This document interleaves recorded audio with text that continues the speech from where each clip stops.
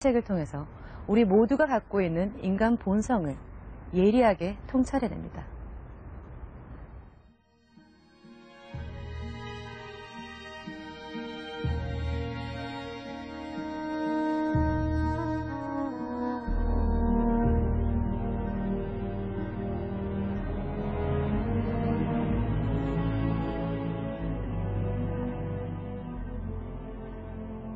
사랑을 받는 것과 두려움의 대상이 되는 것 중 어느 편이 더 나은가에 대해서는 논쟁이 있었다. 내 견해는 사랑도 받고 동시에 두려움의 대상이 되는 것이 바람직하다는 것이다. 그러나 동시에 둘 다 얻는 것이 어렵기 때문에 굳이 둘 중에 하나를 선택해야 한다면 나는 사랑을 받는 것보다는 두려움의 대상이 되는 것이 훨씬 더 안전하다고 생각한다.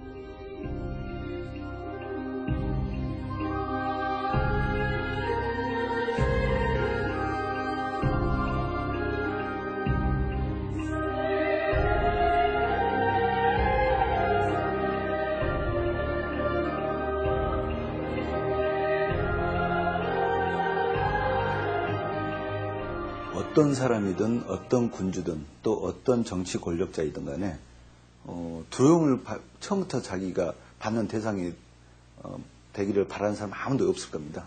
그런데 일을 추진하다 보면 평화시에는 아마 사랑받는 대통령이나 또 어떤 권력이나 그런 게 될 수가 있겠죠. 옛날 일로 따지면 군주가 될 수 있겠죠.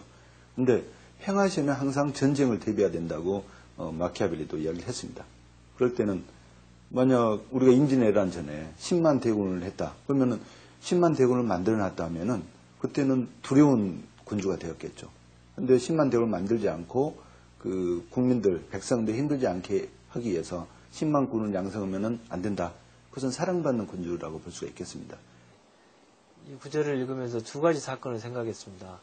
일본이 일제시대 때 우리 민족에게 했던 그런 만행들, 그리고 지금까지 제 삶에 있어서 가장 큰 영향을 미쳤던 제가 겪었던 5.18 광주 민주항쟁, 이 두 가지 사건이 생각이 났었습니다. 그 두 사건 다 그때 권력을 갖고 있는 사람에 의한 다수의 국민들을 무참히 짓밟아버리는 사건이었는데, 그것이 과연 군주로서 해야 되는 역할이냐, 그건 어떤 이유로도 미명하에서도 용납돼서는 안 되는 것이라고 생각을 하고요.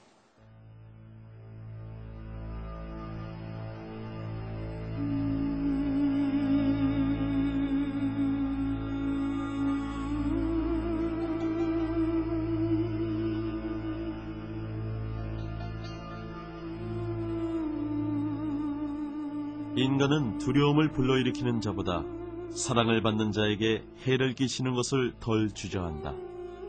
왜냐하면 사랑이란 일종의 의무감에 의해서 유지되는데, 인간은 지나치게 이해타산적이어서 자신들의 이익을 취할 기회가 있으면 언제나 자신을 사랑할 자를 팽개쳐버리기 때문이다. 그러나 두려움은 처벌에 대한 공포로서 유지되며 항상 효과적이다.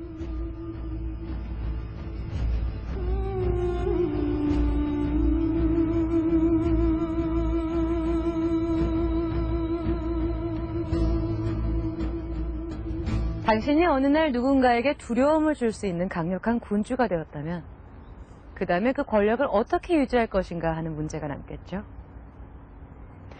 마키아벨리는 군주가 자신의 권력을 유지하기 위해 대신들을 충실한 수족으로 만드는 방법, 그리고 그들을 관리하고 움직이는 방법까지 치밀하게 적어놓고 있습니다.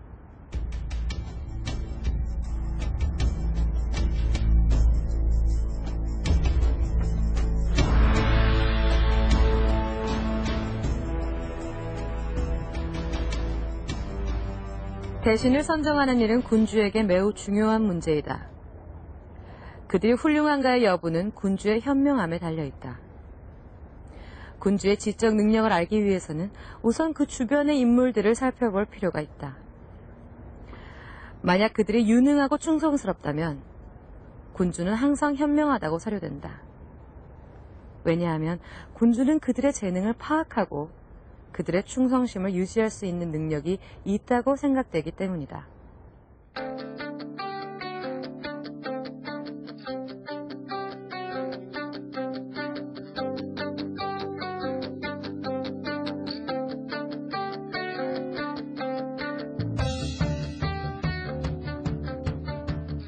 영토를 병합하여 유지하고자 결심한 사람은 누구나 다음 두 가지 정책을 따라야 한다. 첫째, 예전에 통치하던 군주의 가문을 제거하는 것이다.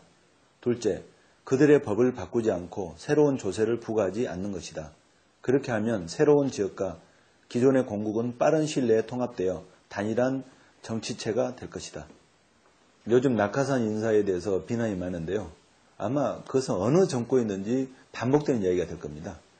자기가 정권을 잡는데 기여한 사람에 대해서 계속 노릇을 할 수는 없잖아요. 어느 직책인가 줘야 되는데 이제 그게 좀 정당한 명분을 갖고 있었나 아니면 너무 심했나 이제 그 사소한 차이인데요. 어쨌든 간에 낙하산 인사는 영원히 계속 정권 바뀔 때마다 지속될 수밖에 없는 문제가 아닌가 싶습니다.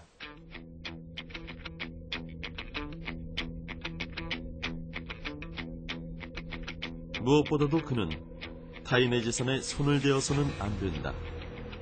왜냐하면 인간이란 어버이의 죽음은 쉽게 잊어도 재산의 상실은 좀처럼 잊지 못하기 때문이다. 게다가 재산을 몰수할 명분은 항상 있게 마련이다.